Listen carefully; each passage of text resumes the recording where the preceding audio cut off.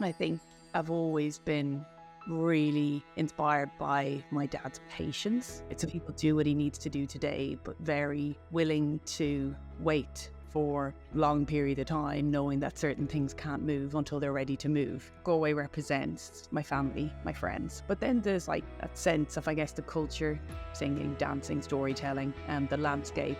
My treasured possession is my engagement ring.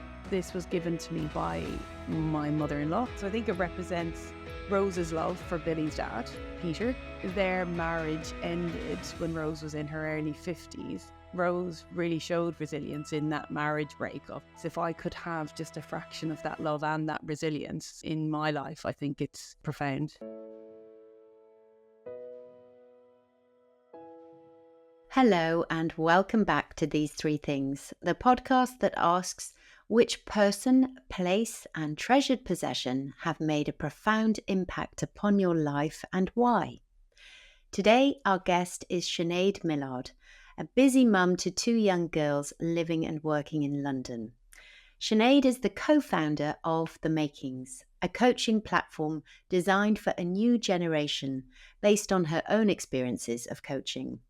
It began in 2021 alongside her business partner Lucy, inspired by what one-to-one coaching can deliver today.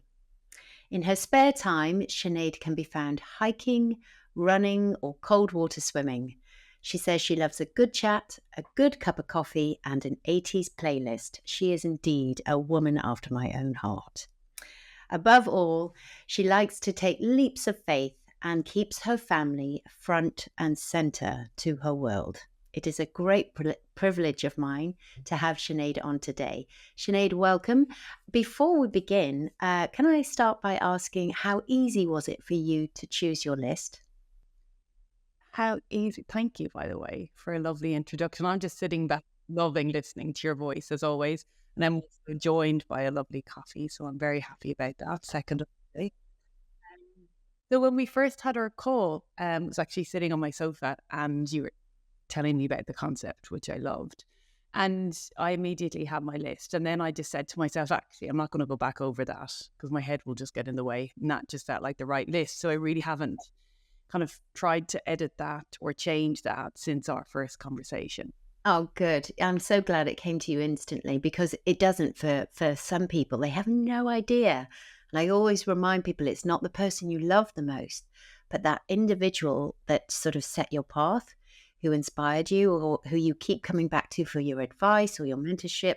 So let's begin there. Who did you choose and why?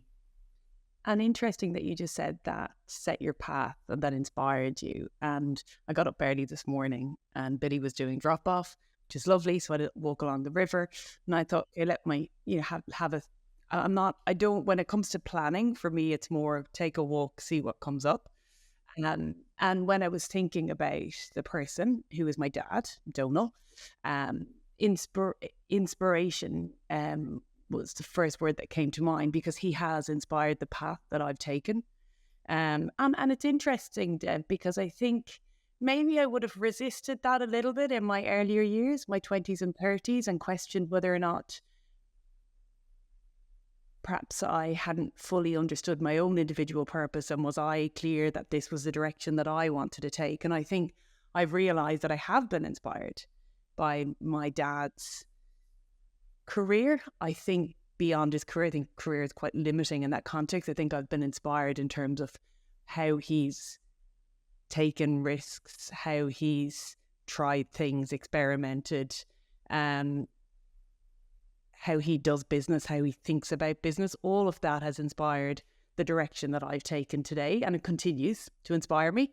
I think Lucy and I very often, my co-founder, she started to quote my dad. So I think both of us together think about some of I guess, certain things that we've needed to hear. We're 3 years into building our own business. And I think I've always been really inspired by my dad's patience. Right, so people do what he needs to do today, but very willing to wait for like long period of time, knowing that certain things can't move until they're ready to move. So I think that patience that's needed to grow business I think that has been really important, particularly in this particular instance, in terms of what we're building with the makings. So I'm glad you mentioned inspiration, because I think that was a starting point. I love hearing that about patience, because it's certainly not something that I inherited from my father. The most impatient man, and I can say I'm swiftly following in his footsteps. But I love what you've said there, because everything has its chapter and its time, and there's such a need, isn't there, to push on through, especially when you're your own boss, and actually allowing things just to settle and breathe and evolve is all part of it. And if your dad is your role model, can I just go back and tell the listeners, what is your dad's full name? Donald Dooley. Donald Dooley. And where is Donald right now in the world? Well, actually, interestingly, he's in Perth at the moment. Oh, Australia. Yeah. So, oh, right. A big trip recently. So they've been gone for about 5 weeks now. They went to Sydney to see their grandchild, and then on to Adelaide to meet Billy's mum and family, and then Perth. So yeah, they're traveling at the moment. But I'm still touching. And this is a lovely thing. Like on my walk this morning, with the time difference, I headed off and gave Dad a nice phone call along the way and had chats. So he's still very connected, even when he's away, which is quite nice. That's wonderful. But otherwise, home, I imagine, is where in Ireland for your family? In Galway. In Galway, gorgeous. So you mentioned siblings. Where are you in the pecking order of your family? I'm the baby. I'm the youngest. Of how many? There's 4 of us, so I have 2 sisters and 1 brother. Okay. And so tell me a bit about your relationship with Dad growing up. Were you rebellious? Were you have you got a lot in common from day one, or have you learned to grow together? It's interesting. I was thinking, I had a little story that always caught a memory that is really strong in my mind, which is getting time with Dad in the car, like being very young. He was busy, right? He set up his own business. So he started up a construction business. Okay. When I say construction, I'm really bad at knowing. It was a precast company, which is, so it's probably, so more commercial construction. So he took a real leap of faith in the 1980s. So he's seen lots of different, recession, boom. So it's kind of been there for various different periods. But yeah, I obviously didn't understand at that age what he was kind of going through. But I knew he went to work, and I knew he was quite busy. It was still quite traditional in that he would come home for lunch and he would always be home in time for dinner. And I guess traditionally there was that switch off point, right? We didn't have laptops, mobile phones, so we didn't stay connected. But I do have a memory of getting the opportunity to be in the front seat, and perhaps you're going for a takeaway, or I don't really know where we were going, but there was always that time in the car where you had his full attention. And poor Dad, he obviously did give us attention, but that felt like you didn't have to share it with anybody else. So that was the time. And I just remember that it's such a fond memory of just, and probably really wanting to press Dad. I guess that starts young, right? Mother-daughter relationship. But I think I still love that one-on-one time. I still get that giddy feeling of whether it's Dad taking a trip over to London and us walking down to our local cafe and having 2 hours to have multiple coffees and chats. So I think that's an early memory of really just loving that time and that connection and that attention. Yeah. And what is that's lovely. I love to hear that. It is special, that bond. What is the piece of advice then that you and Lucy share? If you can recall your dad's words when you're at business, when you're at work, what would they be? So I think he's quite pragmatic when it comes to what it means to build a business and how hard it is to generate revenue, right? So I think that when we look across social right now, there's lots of big promises around, building a 6-figure business, or, the quick turnaround in terms of developing a business. And I think Dad's quite pragmatic around what's required to do that and how long that takes. So I think that's both, I think that's helpful for us to kind of be patient about where we are at this stage, but also be grateful for where we are at this stage. Because I think, very often you're kind of on to the next thing and not stopping to think about what you have achieved and what place you are at in terms of where we're at, in terms of generating revenue and how that's evolving over time. I think Dad would also say, don't get too high and don't get too low. And I think we can take that in different ways. I think the nature of who I am quite an emotive person. So I think it is natural for me to feel emotion. But I also think that with the cycle of business and life, sometimes not getting too high and not getting too low is really important. And I think that also links into my husband's work as well, because he's in sport. And I think if you're getting high and low every week, depending on the result, then obviously that's not very sustainable family. So I think that's probably a piece of advice that resonates with us as a family, without taking away, like I said, the fact that I am somebody who is also quite emotive and, does feel emotions, good and bad, when they arise. And that's brilliant. I think that's so needed in the workplace. I really do. I'm exactly the same, but I love the idea of him centering you and saying, just follow the road ahead, like good reviews, bad reviews. Don't let that be your marker.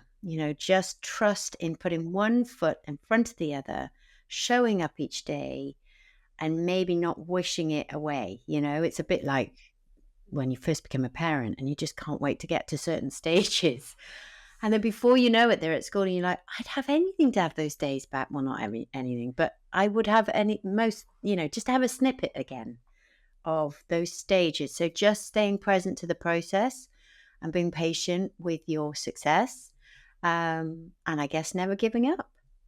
Yeah, exactly. And as you said, that it also reminded me, Dad would talk a lot about just making your day-to-day life really enjoyable. So not necessarily living for holidays. Yes, holidays are lovely. But do you enjoy your day-to-day? And when we say enjoy, look, with every day, every week comes tougher moments. That's the reality of life, but not necessarily living for those breaks and for those holidays to get away from your day-to-day life. He sounds like a very present person. He's a very present person. Yeah. It's so fun. When he's here with the girls, I have two daughters, 8 and 6. I had to think what age they were. And they sometimes lure him into watching 5-minute crafts on YouTube. And we they were having like a session, a craft session on YouTube. And then Dad and I went out for dinner afterwards. And part of our conversation that night was he was intrigued with the crafts and how clever on YouTube are, and and what a great thing to produce for young. So even just, and they can feel his interest, right? So we all want to feel someone's presence, right? Whether it's we're telling a story, whether they're joining us and watching a movie, or whether we're asking them to watch a particular clip with us. So kids feel that too. So yes, absolutely. I think you feel his presence, which is really nice. Lovely. And married to your mum for a long time, hey? I know. I mean, greatest legend. What do they say? Every good man, behind every good man. You're right. And yeah, oh gosh, yeah, they're absolutely incredible, and they are a team. Yeah, I mean, I could do a whole other podcast episode on Mum. I feel like we'll get there one day. We're getting the limelight today. Future series. Wonderful. I've loved hearing about your dad. Okay, so let's go on to your place. Where have you chosen and why? I've chosen Galway. So I was born in Galway, but I think reflecting on why Galway, I mean, there's a few parts to it. I think there's what Galway represents, which for me is my family, my friends. So I think people are huge. But then there's like that sense of, I guess, the culture, singing, dancing, storytelling, the landscape. And I'm just really blessed that I can drop into Galway and feel instant connection, love, acceptance, fun.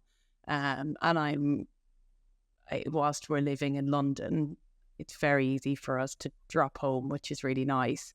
And it's lovely as the girls get older.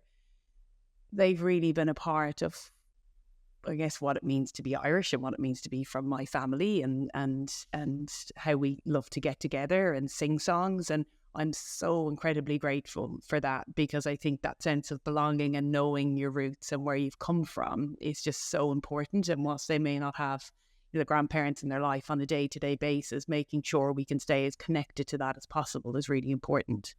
Gorgeous. When you go over, is there sort of a first thing that you like to do?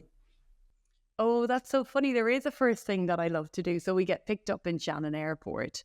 And then on the way home, there's an oyster cottage called Moran's Oyster Cottage, Moran's on the Weir, which actually your dad has been to, Deb, and with Oh, my really? yeah. I should try and get photos to you. But they Well, had a just big take me there. Just take me there one yeah, day. just Make a take you there. promise. They Okay. had a very big night, I believe. Cardiff Blues crew. So lots of sing songs. But yeah, that's a really special spot, and that's on the way home.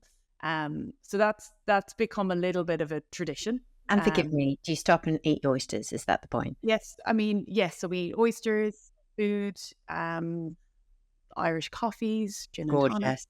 Great. And are you on the water there? I can't imagine what it's like. Oh, beautiful. Absolutely beautiful. It's literally a cottage overlooking the water. It's a cul-de-sac when you get down to the end. It's a really unique little spot. I mean, they've attracted, I mean, if you walk in, you'll see instantly, there's been some huge names that have been to Mourns on the Weir.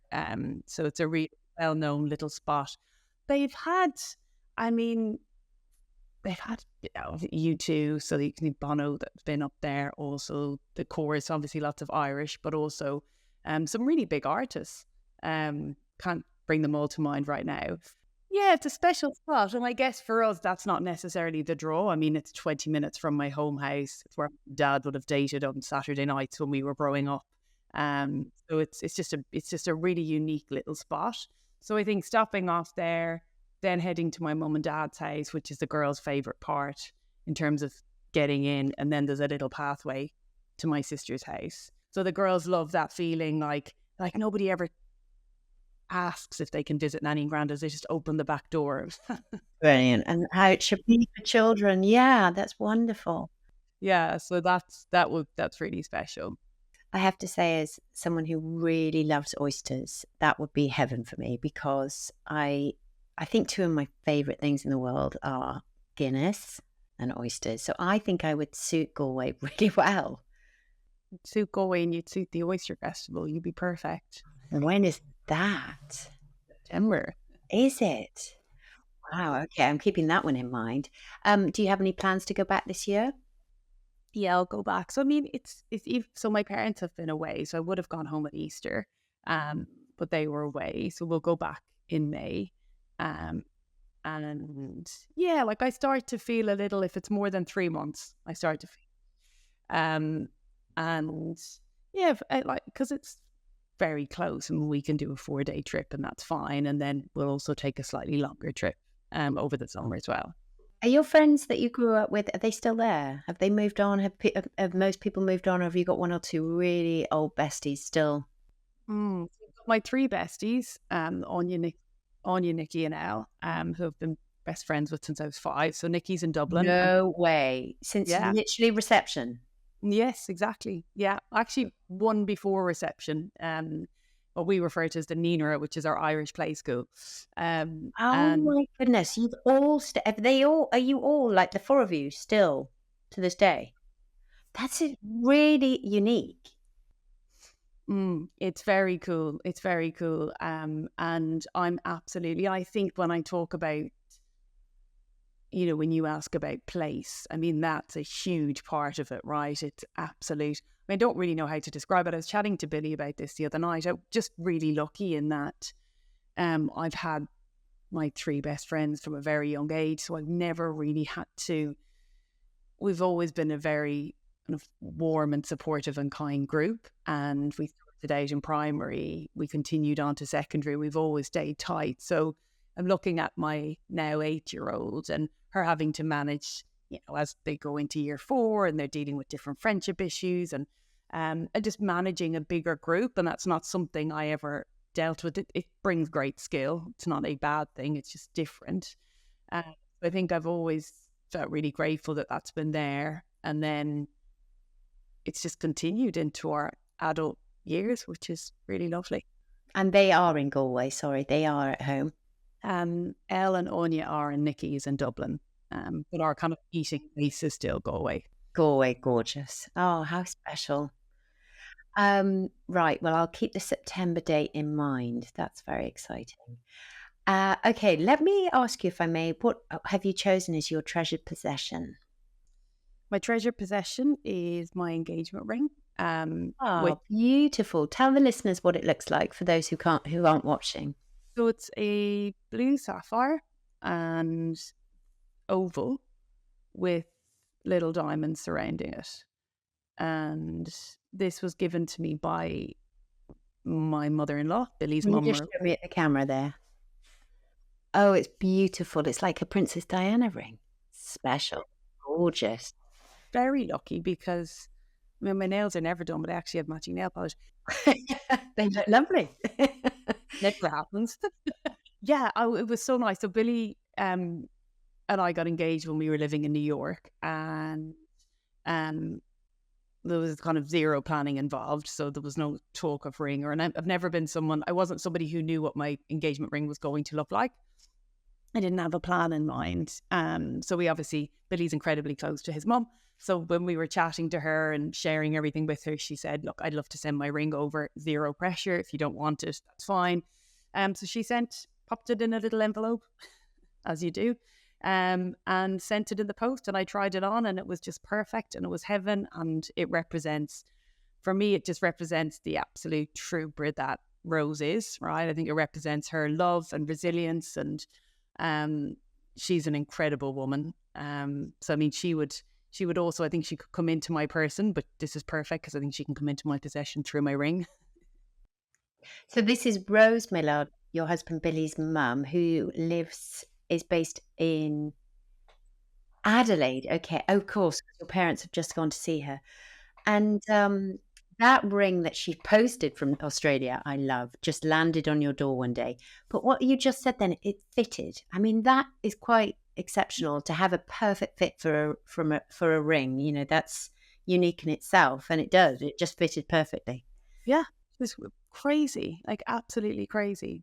And yeah, it was really, really special because I mean, I think the fact that it represents something, there's like a storytelling element to it, which I feel kind of proud of, but also far more comfortable around because I'm not a massive jewelry person. And I guess I don't know what my ideal engagement ring would or could look like.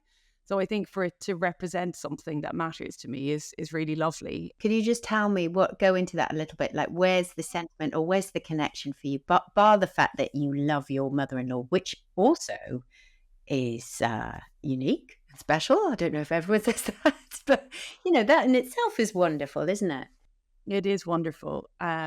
She's a brilliant woman. And I think, yeah, in terms of what it represents, so I think it represents Rose's love for Billy's dad, Peter. And their marriage ended when Rose was in her early 50s. And it's a really unique story, and it's one that Rose very openly shares, and actually really enjoys telling the story of their marriage. But also there's a real sadness to that because their marriage ended much earlier than she would have liked. But she never stopped loving him, which is incredible, and never spoke badly of him.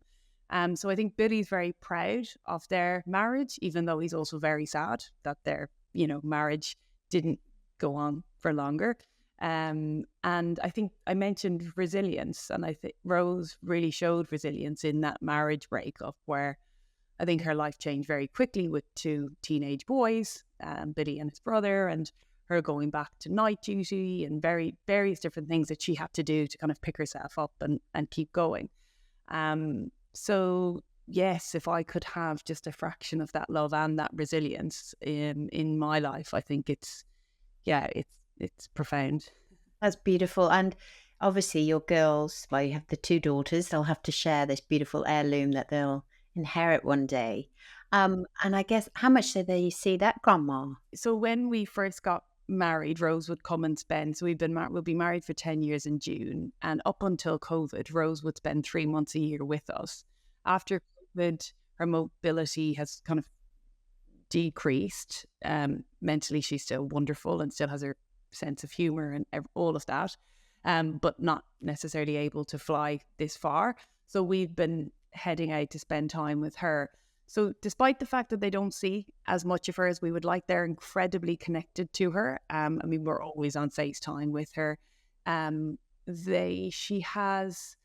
She's a unique character. How do I describe Rose? Like, she doesn't take herself too seriously. She's a lot of fun.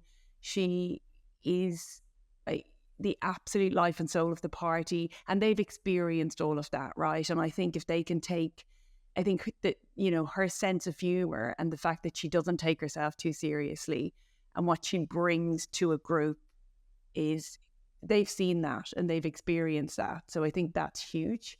And whilst it's not ideal that we have to kind of connect more with her virtually than we do in person, I think because they've had the foundation of actually having had a lot of time with her, an intense period of time with her over years, that has helped. Yeah, absolutely. It's such a beautiful ring. I'm so glad it didn't get lost in the post. I mean, it's quite a distance, isn't it? I bet she didn't record it either. My gosh, yeah. And I remember the first time Billy and I, so after getting engaged, we flew to Adelaide to see Rose and see the family and have an engagement party, and I had the ring on, and poor, when we landed, she just happened to go down really badly with the virus. And I remember going in to see her in the bed, and the first that she just wanted to see the ring. And I think her seeing this ring and the fact that we did kind of go ahead and use the ring just means so much to her as well. Gorgeous. Oh, this has been so lovely. Sinead, thank you so much. So to your dear dad, Donal, I've pronounced it right, haven't I, Donal? Yes. And to the incredible coast that is Galway Island, and to your mother-in-law who sent you that most beautiful engagement ring that you now wear. I've really enjoyed this. I hope you've enjoyed being a guest on These Three Things. It's been lovely to hear your choices. Thank you. I've loved it, Deb. Thank you so much. And there we have it. A huge thank you to our guest this week, and also to you, our listener. I am so very grateful for the time that you take to tune in and listen each week. So, if you have enjoyed this podcast and would like to hear more episodes, then please press subscribe or follow now. Until next week, take care. Goodbye.